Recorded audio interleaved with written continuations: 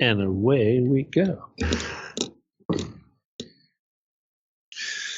Hello, everybody. Welcome to the show. My name is Stephen D. Kelly. This is Stephen D. Kelly Show, and we are TruthCat Radio, www.truthcatradio.com. It's March 13th, 2025. It's now 6:01 p.m. La Puente, 52 degrees Fahrenheit. Partly sunny. Yeah, it's weird. We got a time change. A lot of people missing the show right now.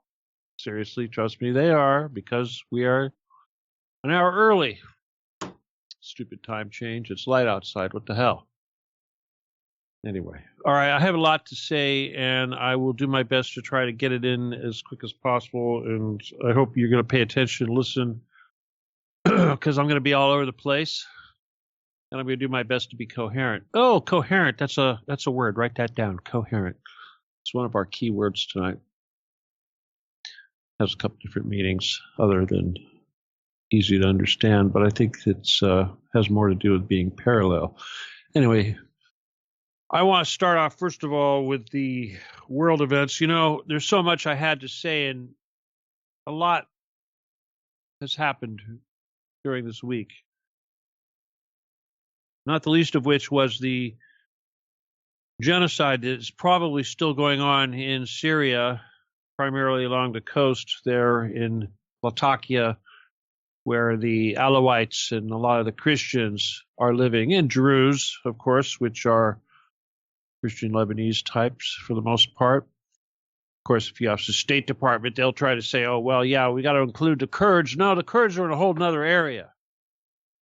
Anyway, yeah, I've been trying to avoid that, not think about that, because that shit pisses me off so much, because I had so much invested in Syria and I had friends over there. And I remember the last time I talked to Mahmoud,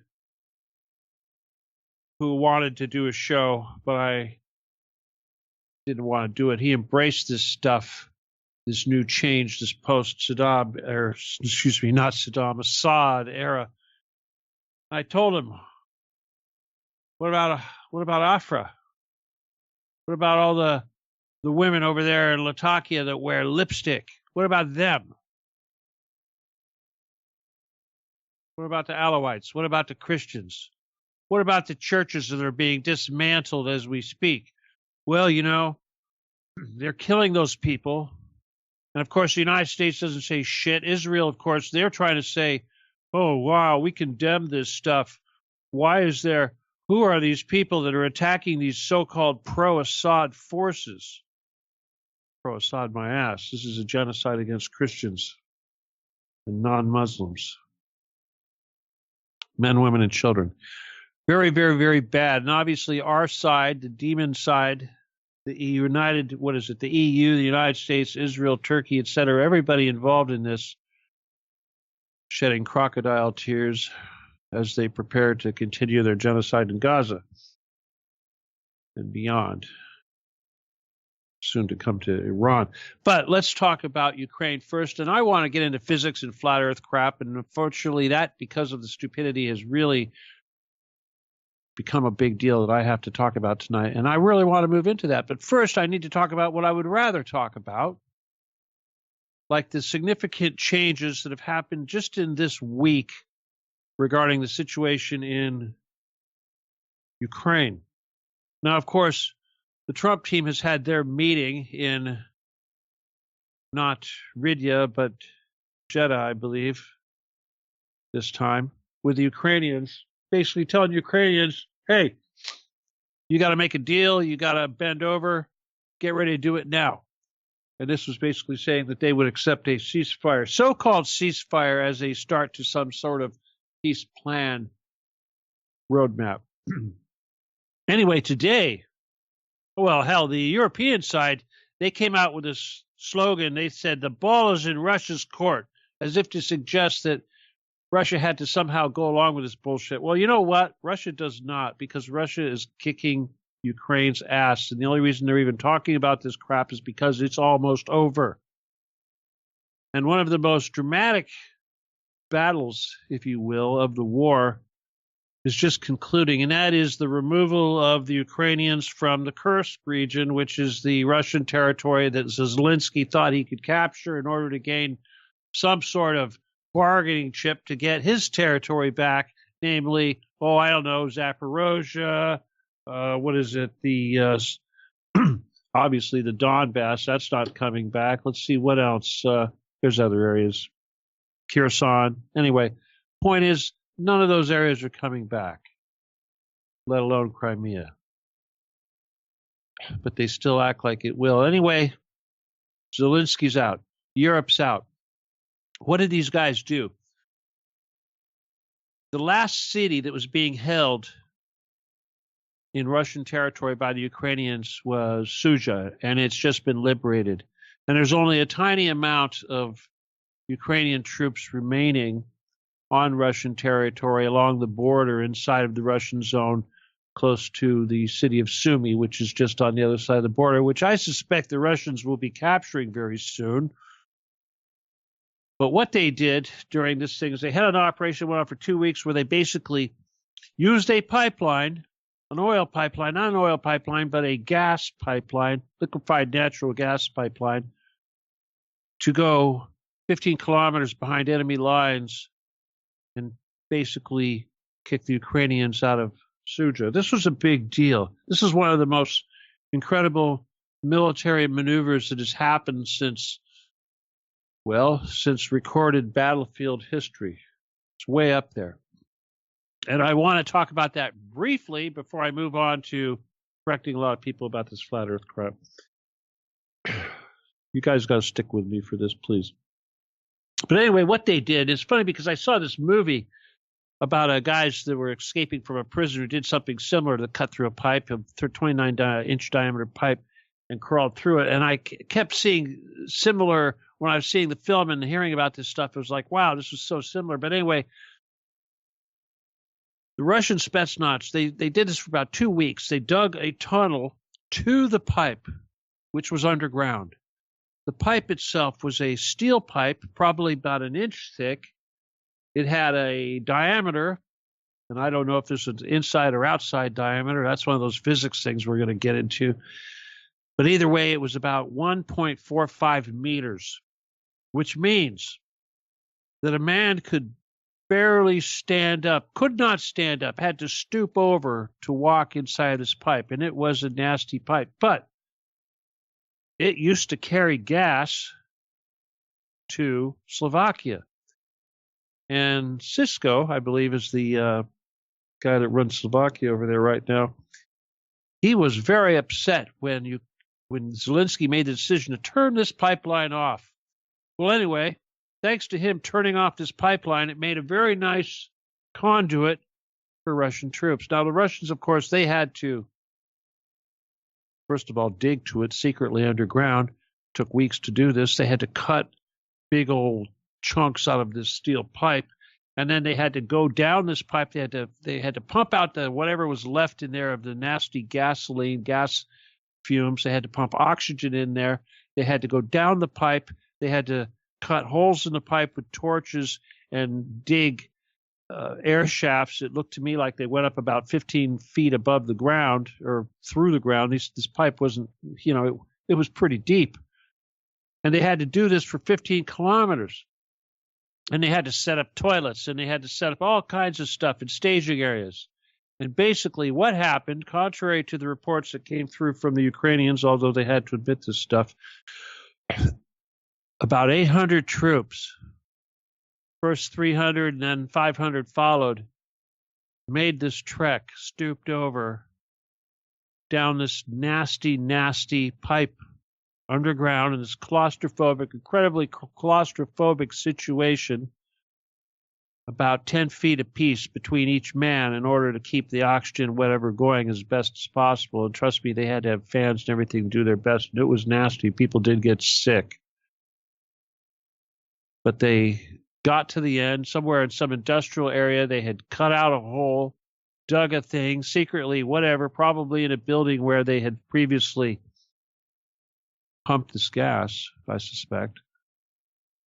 I think they had to cut their way out from the inside of this pipe way on the other side of, behind enemy lines, 15 kilometers. But either way, according to the story, they got to the end of this pipe. They got out. They sat there for a little while. They waited till the signal, and they went so far to whatever it was, some situation. They laid siege to the enemy from behind the enemy lines. And from what I understand, those Ukrainians were sort of like the Israelis on October 7th. They were in their underwear and slippers running around trying to figure out where the Spetsnaz had come from. Either way, it was an incredibly successful mission, and much to their success, and I think to a large part, the Ukrainians are kicked out of there. Many of them, what is it now? I think ridiculous thousands and thousands of men have died, and American equipment and European equipment and international equipment is being left behind. But that was the big story, and that's not something I really want to focus on. But the point is that this was a ballsy-ass mission that these guys did. Dangerous, nasty, one for the history books. Just try to imagine any other country doing this, let alone fielding the men willing to do such a mission. A suicide mission behind enemy lines. Fortunately, they were able to get connected to the troops that were advancing in the arc surrounding what was left of the troops in Suja. Either way, something to talk about. So you got your genocide, you got your Russians defeating Nazi forces. Now, I waste a lot of time talking about what the nature of all that is, and to me, it's still incredible that I have to. But tonight, I'm going to go in a different direction just for a little bit, only because it just doesn't want to go away. Now, I know I'm in other groups, like I'm in the tinfoil hat chat group, and they do a lot of the flat Earth and space is gay and gravity is fake and all that bullshit. I pretty much don't pay attention to it. I ignore it every once in a while. I'll leave a little shit emoji, but that's about it. A little bullshit emoji. But I'm getting a little bit. I know a lot of the people from various different other areas, including that group, or people that believe in this flat Earth bullshit to some degree, are in my group.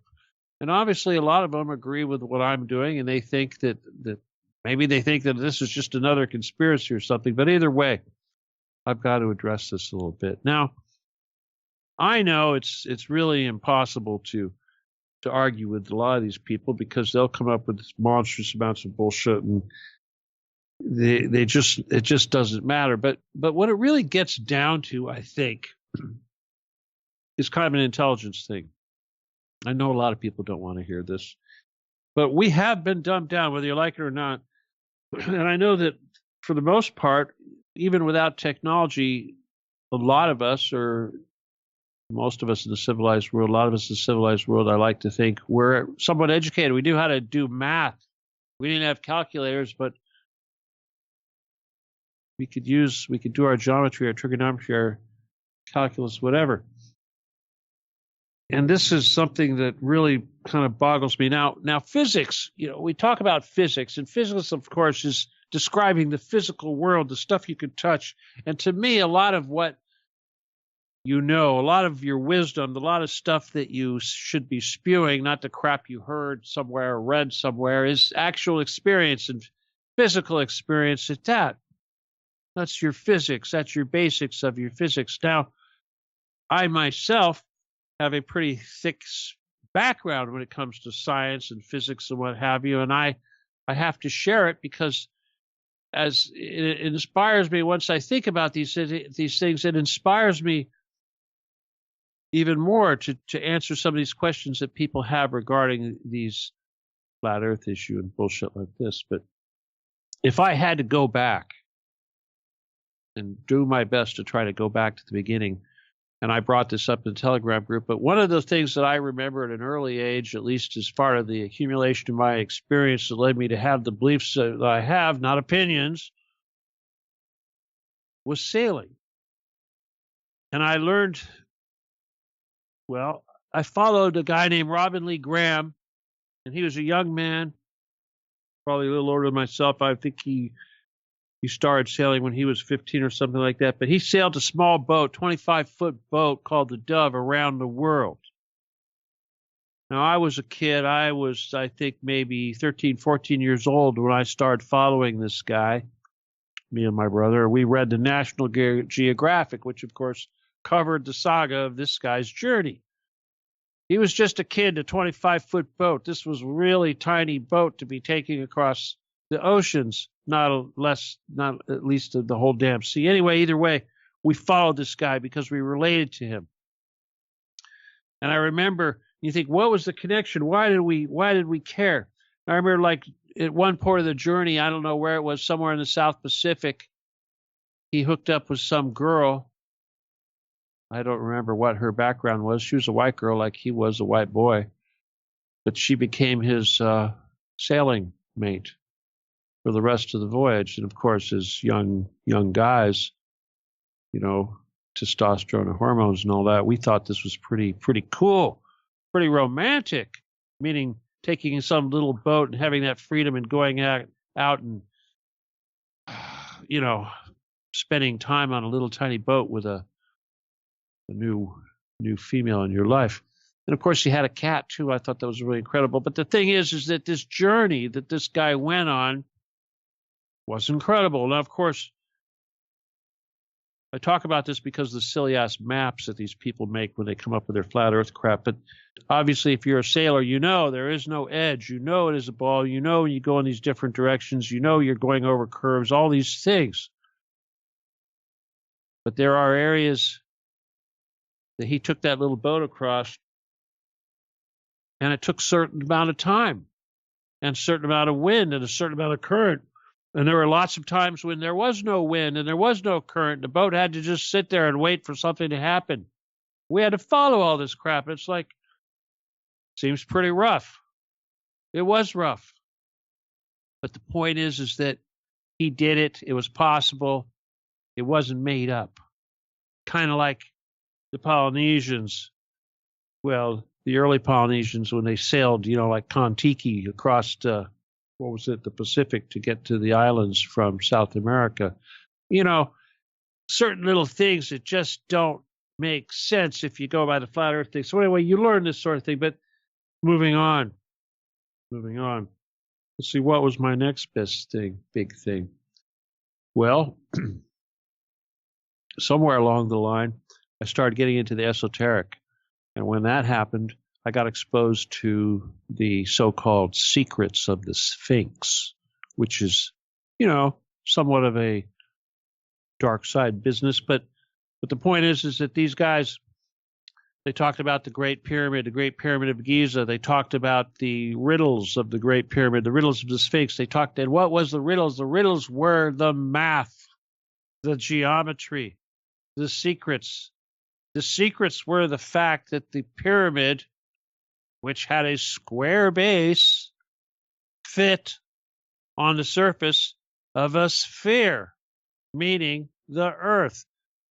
They were demonstrating with the dimensions and the construction of the Great Pyramid of Giza that the earth is not flat, because they had solved the curvature of the earth by making a surface that exactly matched the curvature of the earth. Now, this, of course, sounds like so many words unless you understand the physics, which I, of course, would not come to understand until much later.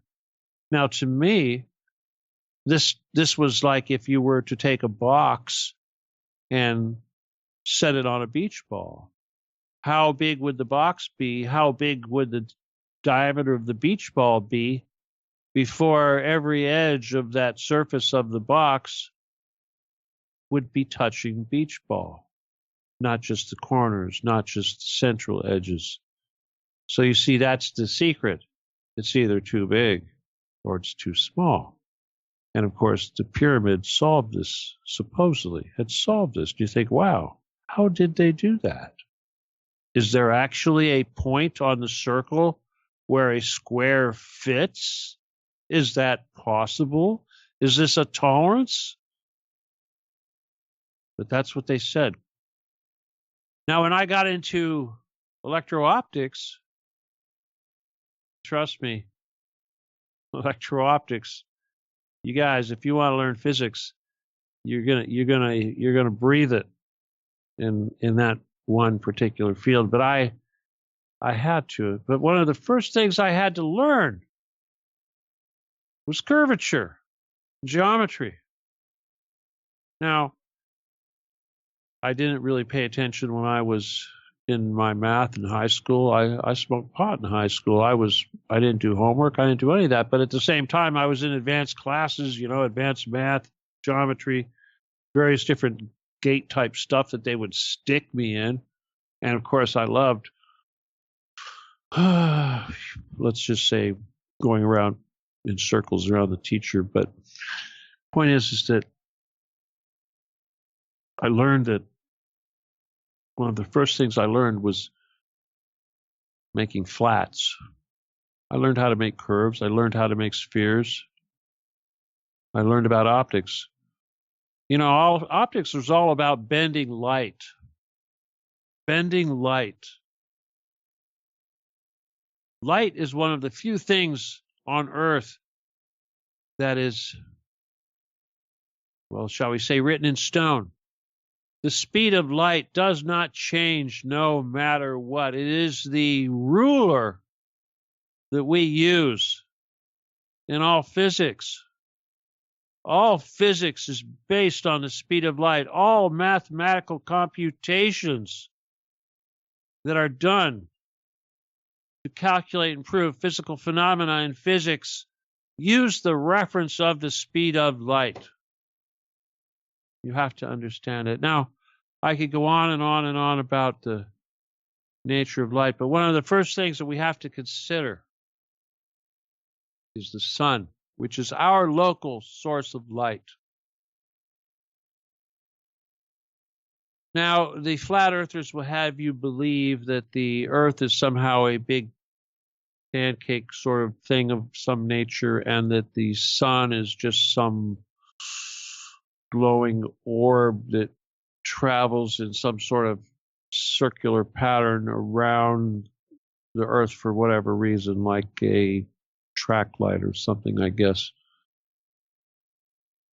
The reality is a little more easier to understand if you just look at light.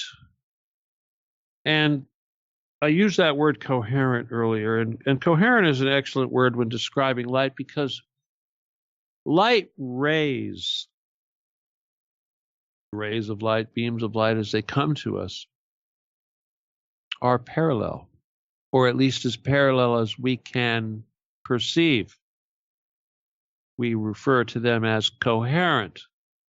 Obviously, a laser beam, and I'm not talking about a focused laser beam, but a ion laser beam, which produces coherent light, which doesn't require optics to achieve such coherent light.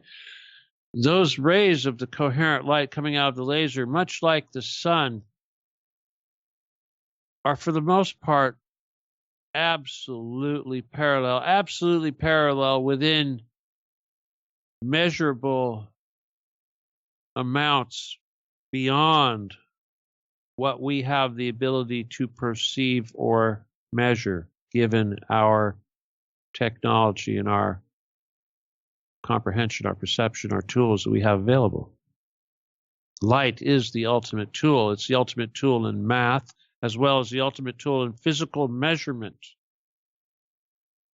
The optics that I was making and polishing in electro-optics were no different than the optics that were being made by Isaac Newton or Galileo 1,000 years ago, or however many hundred years ago. The technology basically had not changed, except for maybe the introduction of electric motors and such to spin it around so that you didn't have to walk around in a circle, which is what they used to do. But what changed that gave us the technology that we have today? The light changed. The light. What changed? The color of the light. Before, all we had was the sun, which incorporates every color, which is only able to be divided down to a rainbow, a sine wave representing the entire rainbow that we could perceive. And just like our ability to build quantum computers today versus a analog computer, our ability to achieve monochromatic light was a revolutionary step in our ability to measure. Before, we only had polychromatic. We had every single color. We could not split it down to a single wavelength. When they came up with sodium lights, that was the start. And trust me, if it wasn't for this monochromatic light business, you would not have computers or anything. So it's all about light.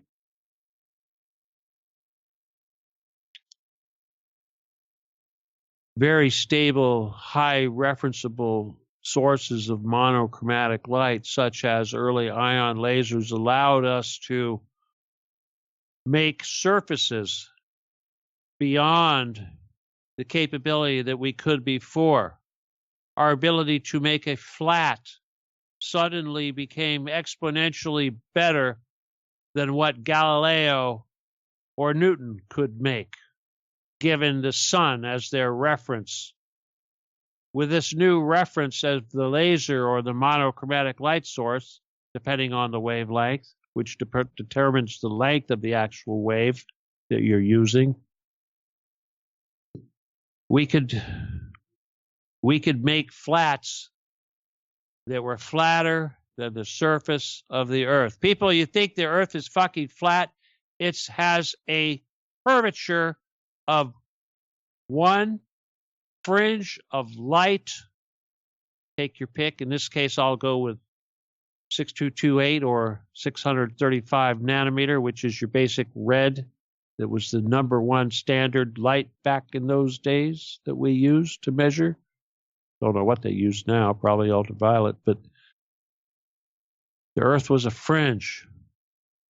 It had a positive sag of one fringe. That means if it was a soup bowl, it would be upside down, like the outside of a beach ball, of one fringe of light.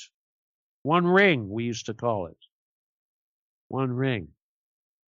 Now, as we learn to make flatter and flatter and flatter with our newfound technology and our lasers and our measuring interferometers, we pushed it till we were able to make fractions of a fringe, half a fringe, a quarter fringe, an eighth of a fringe, a tenth of a fringe, a 20th of a fringe, 40th of a fringe, 60th of a fringe. What do you think we can do? How far do you think we can push that shit? Do you realize that the entire country and the technology of the entire country is based on our ability to create these references using the technology we have? That's what the National Bureau of Standards is. That's what this technology is. You have to understand this crap. And what is it? It's light. It's the ability to perceive fractions of wavelengths of light. That's what optics is. That's what optics does. Now, just to take a little curve in our direction here. That's a joke, son. I'm going to talk about some of my laser experience, not just my optical building experience, but my laser experience, because, you know, what did the NSA hire me to do? They hired me to build lasers, put on their guns so they could kill people. Not just any lasers, but the state-of-the-art solid-state lasers. No one else was making them. Nobody else could make them in any large quantity. Nobody could make them small. Nobody could make them last and not die in battle. You know, life and death type stuff. Anyway, these things require a lens. And here's the thing about lenses. Typically, a lens, glass, is material that slows down light. it has what we call a refractive index. This is its ability. This is how we measure its ability to bend light. Typically, your lens will have a substance that's homogeneous, meaning it's the same all throughout the entire substance. So when you make a lens, the light going in one piece of the lens is going to bend one direction, one bit, and will bend another place, same amount. Problem is, when you bend light and you put it through a lens, it gets this thing called aberration. Two kinds of aberration. Chromatic aberration, that's color, chroma, which looks like basically a rainbow. In other words, might be a little bit red on the middle and a little blue on the outside edge. You know, that's the time shift of the phase of the wavelength of the light. It's very subtle. Then there's spherical aberration. That is the subtle changes of the movement or bending of the light due to the thickness of the glass as opposed to the homogeneity or refractive index of the material. So typically what they did to correct for these two bends that the light would get when it went through a telescope, let's say you made a telescope and you're trying to zero in on something, expand your image, you're going to get a fuzzy edges and maybe a fuzzy center, and you're going to have these little rainbow effect. That's chromatic spherical aberration. So to correct that, they do a couple of different things. One of the things they do is they'll have a spherical lens and a positive convex and a concave lens, and one of them will have a slightly different material, usually a crown and a flint, a quartz and a flint glass, and they would use that, or whatever it is, they could have it the opposite. Either way, they would use these two different glasses, these two different refractive index to cancel out the aberration. Now, there's other ways that this can be done, because obviously, when you're making a couple different glass lenses like that, that's pretty damn difficult to polish those surfaces in such a way. Now, if I'm trying to make lasers and I'm trying to mass produce these things and put them on guns for, idiots to kill each other, I need a cheap lens. I don't need something big, and I need something very, very small. Now, there's another technology out there that I learned about back in whatever it was, 80s, 90s, called gradient index optics. Now, there's only one company, at least at the time, there's only one company that built these things. I call them GRIN lenses, gradient index. Basically, what gradient index means, that means that the index of refraction, or the homogeneity, the stability, whatever you want to call it, the bending of the light changed at different parts of this glass. And basically, Selfolk was the company, Nippon Sheet Glass. It was a Japanese company that made these lenses that we hooked up to. Only one company. Of course, there's a company in Europe now that does it, but this company, and they won't deal with me anymore, in Japan, they were the only people that really did this. But either way. So, now these lenses were little, rods. They were rods. And the center of the rod, the material, or let's just say the density of the glass, the nature of the glass, the refractive index of the glass changed as you went from the center towards the outside. Now, bear in mind, we're talking about something that's only maybe 5 millimeters in diameter, roughly. But the point is that it bent the light differently at different places. So what this meant is that the light would converge and diverge as it traveled through this rod. I believe that this was primarily created as beginning and starting points for fiber optics, because obviously that's what you do with fiber optic. You try to collimate the light as it goes in and then collimate it as it goes out. But I needed a collimator. I needed a little tiny thing that could bend my light and make rough light, raw light, into a nice, straight, parallel, coherent, best as I could, laser beam, so that we could put a spot on somebody's chest and kill them. And then we found these Selfolk lenses, the gradient index lenses. Now, here's the thing about A gradient index. Well, it's flat, first of all, because they take these cylinders and they just slice them in these little tiny little, they look like little saccharin tablets. I don't know what you want to call it, but they're about as tall as they were wide. So they're itty bitty little cylinders. But that was the lens. No curvature. All of the bending was caused by the material, the nature of the material.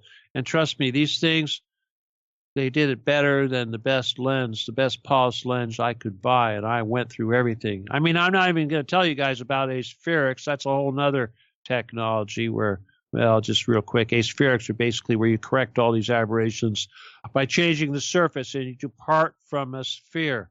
Unlike the Earth, it has lots of departures from a sphere. But point is, our atmosphere, the air surrounding the planet, yes, the air surrounding our globe also acts as a gradient index lens. Why? Because the air, our atmosphere, bends light. We know it bends light because you've seen the damn rainbow. That is refraction. When sunlight, coherent rays, passing through the atmosphere, hit particulate, in this case water vapor, in the air. Because that's what air is.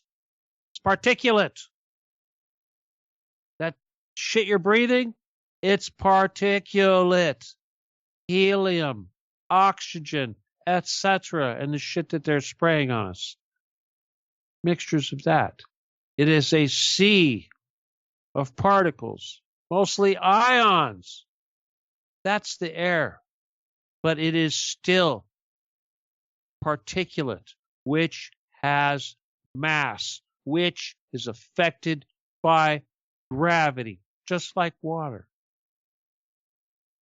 Now, I wanted to kind of talk about physical experience, because this is how we really know this stuff, because, people try to solve this crap and they send me links to some bullshit thing that somebody put on the internet, and they're saying, look, see, Earth is flat. This guy proved it right here. I'll just digress real quick to the sailing business.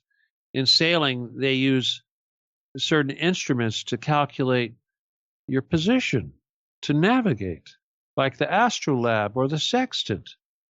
Now, the very technology, it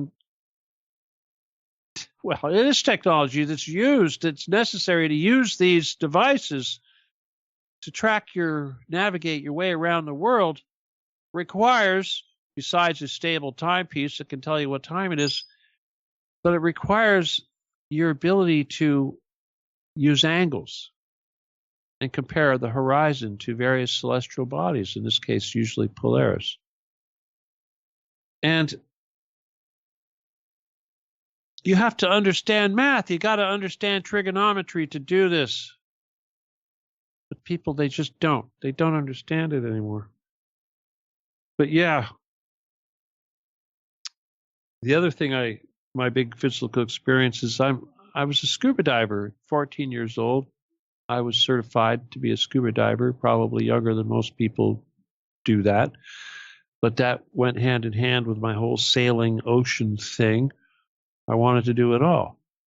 But one of the first things you experience as a scuba diver, of course, air. You're breathing air. You're breathing compressed air. You learn a couple things about air, and you learn about water, physics, such as you can compress air, but you cannot compress water. This may not seem important to you. You may not understand. But when you make a transition from, let's say, outer space into the atmosphere as it grows ever thicker, and then you transition to the water and go deeper and deeper and deeper, what's going on? Is water getting thicker? No. Water doesn't get thicker. You can't compress it. What does happen? You get pressure, water pressure. Where is that water pressure coming from? From the gravity pulling it downward. That thing that you assholes can't accept exists. It's probably the closest we're going to get to understanding the nature of God, and that is gravity. The deeper you go in the ocean, the more weight is pushed down on you from the water above you,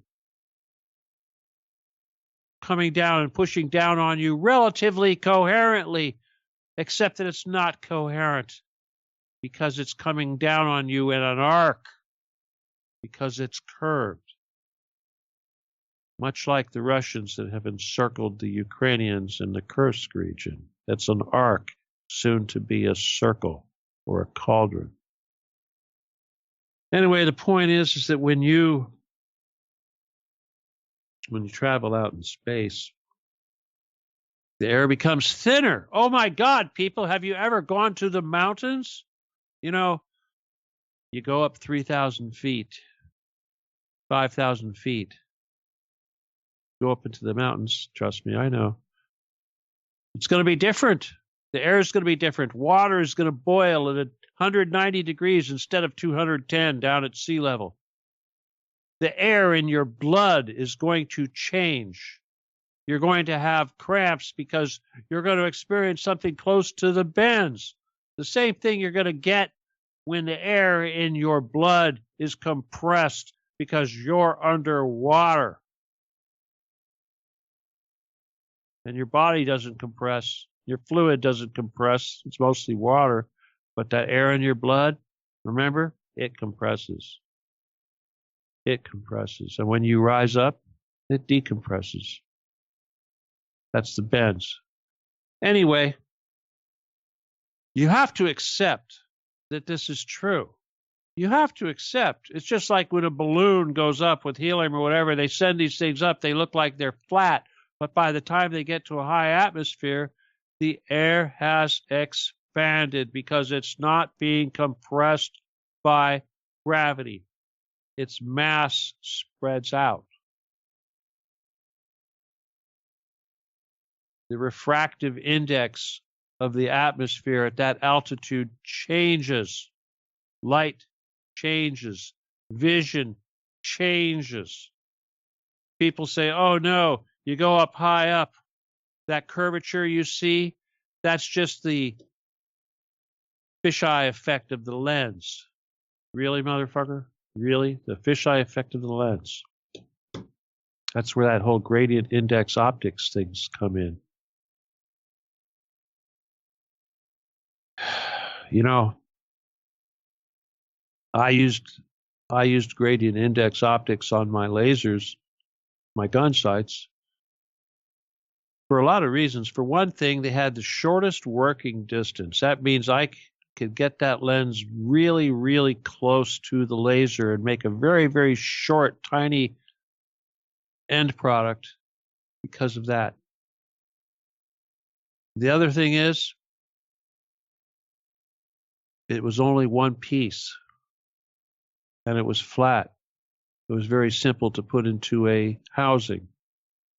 It didn't require all sorts of complex centering and this sort of thing that you might need with a spherical lens, especially let's just say a dual element, a doublet or a triplet, as might be necessary for such a operation, or a sphere for that matter.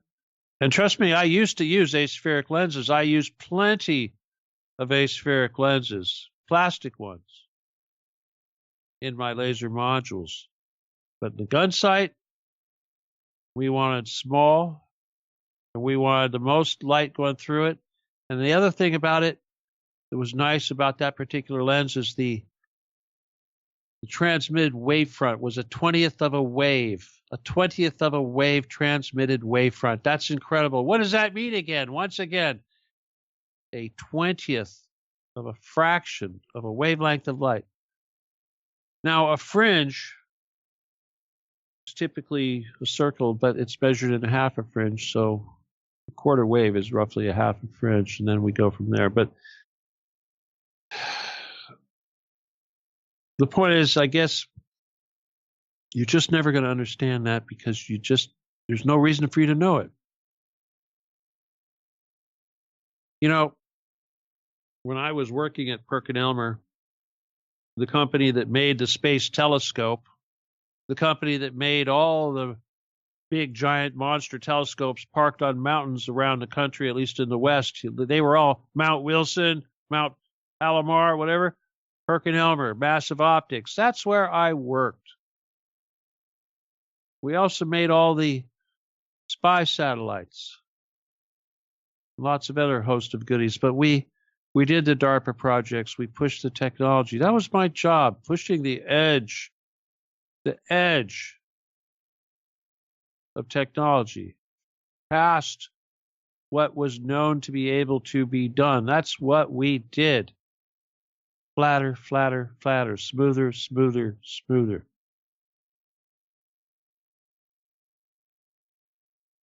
You know, if the Earth, the curvature of the Earth, if it was a quarter wave, in optical terms, a quarter wave, and this, of course, is a relatively crude measure. This is the sort of thing your Nikon camera might be, a transmitted wavefront of a quarter wave. But let's say the Earth had a curvature which was within a quarter wave of curve, and it had an irregularity within that quarter wave also. Meaning, you could travel for hundreds and hundreds of miles, and there would be no deviations in the surface of the Earth, up or down, greater than maybe an inch or two. That's what we call irregularity. Deviations, non-spherical deviations from a radius, a curve. You know, when you're making a ball bearing, one of the most important complex components ever used in optics, you've probably seen the movies, we must destroy the Nazi ball bearing factory. There's a reason for that. There's extremely important optical components. To this day, we use round spherical optics, round ball-bearing looking things in our nuclear missiles. And here's the thing about a ball bearing or a sphere. It has a precise diameter. And everything else is radius and deviation from the perfect radius. Irregularity. There is no irregularity. What I'm trying to tell you is that from optical standards, the Earth has shitloads of irregularity. Shitloads. Obviously, mountains, oceans, these are well beyond a quarter wave of irregularity. A fringe, if you will. But overall, the average curvature is a fringe. Now, I was talking about pyramids. And I wouldn't learn until I started making flats that the curvature of the stones used in the pyramids, yeah, those big rectangular flat pieces of granite, had a surface that was within a fringe. It was polished flat, but it was polished flat to have a negative sag of one fringe to mate perfectly with the Earth, which has a positive sag of one fringe. Let me tell you the thing about these sags. When you have a curvature that's positive, and you have a curvature that's minus, if those curvatures are perfectly matched in surface radius and smoothness, they cancel each other out. This is how we achieve zero. This is why in the National Bureau of Standards, they have 3 flats. And each one of these flats is within 1/60th of a wave flat as they can measure using a laser. And the way they do this is they compare one to the other. It takes 3. And between the 3 of them, they can reference between each other and achieve zero. You know, when they made the space telescope, and trust me, I worked at PerkinElmer. I was involved in the fucking space telescope with my own hands. You know, guys like Al Gore, he liked to bitch because when that thing went up, it was off. It needed a corrective lens. Let me tell you what happened. First of all, they were making a tool, a reference, a lens, a system of lenses better than they had the ability to measure. So in order to achieve a level of accuracy and precision beyond human capability to measure at the time, they had a plan. And the plan was to have 2 key components, the primary and the secondary, to match each other, as they would have to be, obviously, but one was slightly plus and one was slightly minus. So they had the exact corresponding curvatures, except one was on one side and one was on the other, because there is no zero. It's either on one side or the other, kind of like your service to self or your service to others. There is no middle. It's one or the other.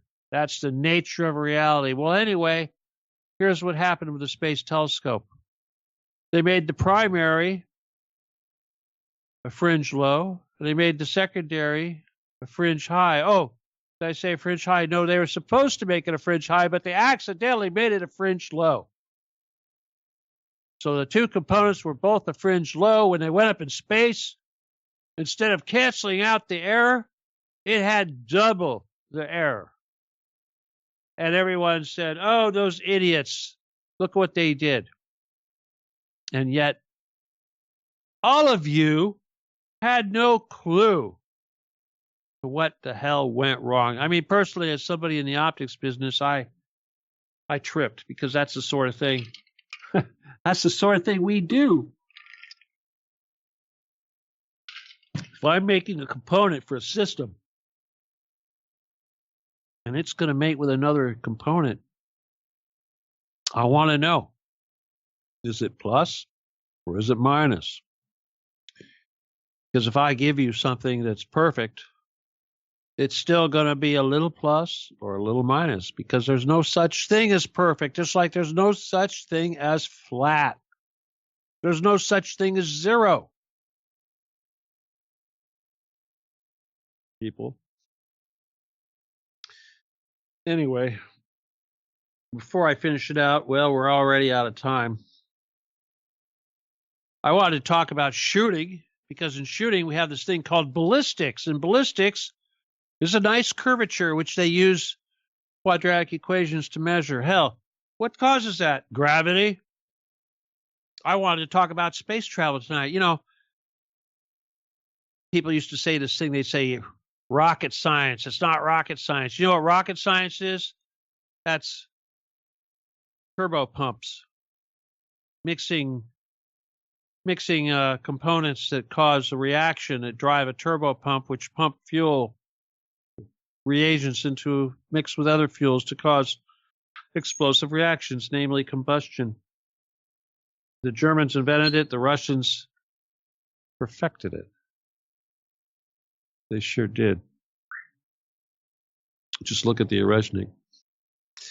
Anyway, that's rocket science, not astroscience or astrophysics.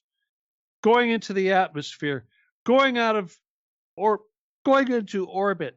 You know, you don't lose the Earth's gravity. You could go so far out in orbit and still be in the control of gravity. That is the nature of an orbit. An orbit requires gravity. I can't understand how you idiots think, some of these idiots out there think that there's a firmament, like we're in a big glass bowl, and the air at the bottom of the bowl is the same as the air on the top of the bowl. I just don't get it. The fantasies. The ice wall, beyond the ice wall, and everything else. Oh my God, people. I could go on and on. Not the least of which is sacred geometry. Learn your sacred geometry. Why do you think the Star of David looks the way it does? Why do you think the Masons have their star or their whatever the hell it is, their oh, you know what I'm talking about. The damn Masons, what are you? Square and compass. It's sacred geometry, people. When you understand sacred geometry, you'll understand the earth is not fucking flat. They don't want you to be knowing these things. Obviously, they don't. So instead, you stick with that. You certainly can't be saving the Getty if you're wasting your time trying to convince people that space is gay. I'm sorry. Anyway, I understand not a lot of people have my experience, therefore they don't have my wisdom. And I apologize for that. And if I am short with you over this stuff, I'm sorry, because flat earth, lack of my God, you're basically, why don't you come out and tell me there's no God? Okay, seriously, you want to believe in that bullshit? Seriously, I can't deal with that kind of retardation. Obviously, you can see I'm not trying to get rich here. If I was trying to take your money, if this was a business and I wanted you're all about money, I'd be nice to you. I wouldn't say these things. I'm not trying to sell you a car, though. But if you want to help out and send me a buck or two, not too many people do, but if you feel up to it, Stephen Kelly 714 at yahoo.com, and you got to say friend or family, or I got to send it back. Thank you. Anyway, people, join the Telegram group. Send me an email if you want to give me crap about your flat earth beliefs or whatever. Don't bother sending me links because I'm not going to look at them. But if you need healing, call me. If you need, or email me, law17gun@AOL.com. If you want a link to the group, you know, the Telegram group, occupythegay/StephenKelly.com or Telegram. I'll send you a link. Either way, I'm going to go. Thank you so much. Thanks for being here. Let me cue up my music. Sorry I had to go on the tirade, but at the very least, I'm glad you're here with me, okay? I really am. And I hope you'll be patient. I look forward to seeing you guys here next week, and I look forward to seeing you in the group, and I look forward to interacting with you, okay? So please send me an email, whatever, join the group, talk to us. If you want to learn about the Jedi stuff and all that, you got to join the group. That's where we hang out, okay? All right, everybody. Once again, those of you that did show up tonight, thank you. We're a little bit slow tonight. Like I said, time change. People don't, you know, a lot of Europeans aren't here tonight. But either way, I want to say thank you. So, once again, my name is Stephen Kelly, and this is Truth Cat Radio, www.truthcatradio.com. See you next week. Good night. God bless. Adios.